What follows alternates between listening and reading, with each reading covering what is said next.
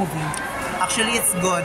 Talagang, I love this film franchise kasi SRR is a very Filipino movie, which is, ayun yung branding ko. I'm very Filipino. At saka talagang, eto ang saya na neto kasi alam mo yun, iba na yung pagkakasulat ng character ko. Kakaiba yung ano. Ang ganda na binigay nila sa akin. Talagang, umuunlad ang mga roles para sa aming mga bakla. So, talagang happy-happy. Anong karakter mo rito?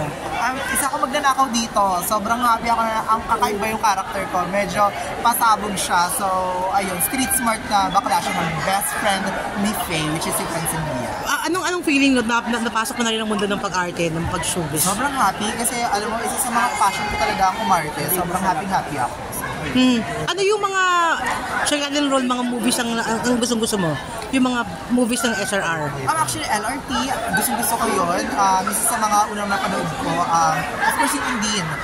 Ayan, yung kay Kim Chiu at kay Gerald, sobrang happy ako na napanood ko yun. So, yun yung mga favorite episodes ko. Yeah, nabanggit kanina yung mga bashing, ano? How do you accept that? Yung mababash ibang tao sa'yo? Actually, bashing is part of this industry. Talagang, ever since talaga, there are people who has a lot to say about you, even though hindi ka nila kilala. But I think it's about handling it. And when you have bashers, you have to know yourself, your own identity. And that's what the things na kinakapitan ko. It's my identity and I'm sure about myself. Hindi ka naapektuhan before, nung una? Actually, naapektuhan ako, especially personal life, tinatalak nila sa akin. However, iniisip ko pa din na I know myself, I know my identity, and I'm sure about myself. At kung minsan nakakalimutan ko yun, there are people who remind me na I'm very valid. Okay. So, yeah. Ano masabi mo? Kasi maraming tao naapektuhan ng bashing and sometimes it can cause to suicidal tendencies, anxiety and depression. Ano lang ang mapapayo mo sa mga taong nakakaroon ng mga ganun because of bashing na napagdaanan mo rin naman? Actually, especially sa social media. Social media is a very different plane para sa handling yung opinion ng mga ibang tao. Kasi most of the time, kapag magbabash ka ng isang tao, it's just one click away. You just have to say your opinion na kakaiba or like sobrang sakit, sobrang hurtful. The intentions na mga sinasabing opinion nito, minsan saktan ka.